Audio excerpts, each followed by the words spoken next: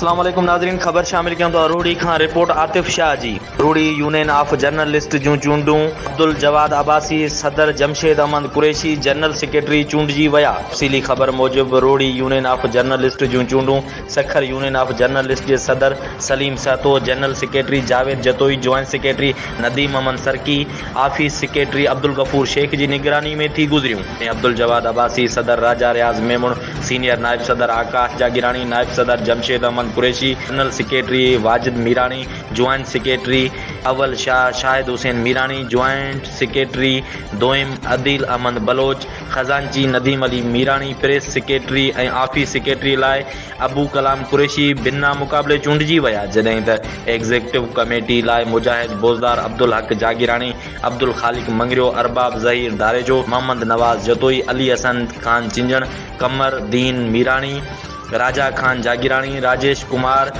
गुलाम मुस्तफ़ा फुलपोटरो, अब्दुल हकीम शेख चूंडजी विया। उन मौके ते सखर यूनियन ऑफ जर्नलिस्ट जे सदर सलीम सहतो, जनरल सेक्रेटरी जावेद जतोई, रोड़ी प्रेस क्लब जे सदर मुजाहिद बोज़दार, रोड़ी यूनियन ऑफ जर्नलिस्ट जे सदर अब्दुल जवाद अब्बासी, निसार नाज रुक, संगरार प्रेस क्लब जे सदर अब्दुल ख़ालिक मंगरियो, कंधरा प्रेस क्लब जे सदर अब्दुल हक जागिरानी ऐं ॿियनि ख़िताब कंदे चयो त केतिरनि ॾुखाइनि बावजूदि रोड़ी जे सहाफ़ियुनि हमेशह मज़लूम माण्हुनि जे आवाज़ खे आला ऐवाननि ताईं पहुचाइण में किरदारु अदा कयो आहे। उन्हनि जर्नलिस्ट मुल्क जे कलम जे पोरतियुनि जी जाइज़ हक़नि लाइ हासिलात लाइ पाण पतोड़ी रही आहे। सिंध में अॻु सहाफ़ी क़तूल थींदा हुआ त मज़बूत एहतजाज न थींदो हो, पर सखर यूनियन ऑफ जर्नलिस्ट जो बुनियाद पवण ते सहाफ़ियुनि जी मालिकी थी आहे।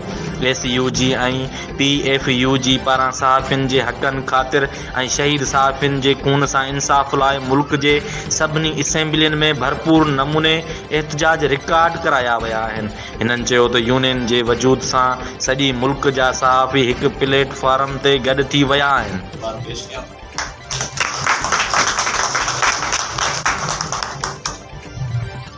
जो जेको नतीजो आहे वो मां तव्हां साथियुनि जे अॻियां रखंदुसि, शेयर कंदुसि तव्हां सां। रोड़ी यूनियन ऑफ जर्नलिस्ट जे मेंबरान एग्जीक्यूटिव कमेटी 2022 लाइ गुलाम मुस्तफ़ा फुलपोटो साहब चूंडियो वियो आहे। अब्दुल हकीम शेख साहब एग्जीक्यूटिव कमेटी लाइ चूंडियो वियो आहे। लक्ष्मीर मेघवार साहब एग्जीक्यूटिव कमेटी जे लाइ चूंडियो वियो आहे। मोहतरम अब्दुल हक जागिरानी साहब एग्जीक्यूटिव कमेटी जे लाइ चूंडियो वियो आहे। राजेश कुमार साहब एग्जीक्यूटिव कमेटी जे लाइ चूंडिया विया आहिनि। राजा खान जागिरानी एग्जीक्यूटिव कमेटी जे लाइ चूंडिया विया आहिनि। कमरदीन मीरानी भी एग्जीक्यूटिव कमेटी जे लाइ चूंडिया विया आहिनि। अली खान चिंजण भी एग्जीक्यूटिव कमेटी जे लाइ चूंडिया विया आहिनि। नवाज जतोई एग्जीक्यूटिव कमेटी जे लाइ चूंडिया विया आहिनि। अरबाब ज़हीर दारेजो एग्जीक्यूटिव कमेटी जे लाइ चूंडिया विया आहिनि। अब्दुल ख़ालिक मंगरियो एग्जीक्यूटिव कमेटी जे लाइ चूंडिया विया आहिनि। मुजाहिद बोज़दार एग्जीक्यूटिव कमेटी जे लाइ चूंडिया विया आहिनि। ऐं ऑफिस बैरियर्स में ऑफिस सेक्रेटरी जे उहिदे जे लाइ अब्दुल कलाम कुरैशी साहब चूंडिया विया आहिनि। प्रेस सेक्रेटरी जे उहिदे जे लाइ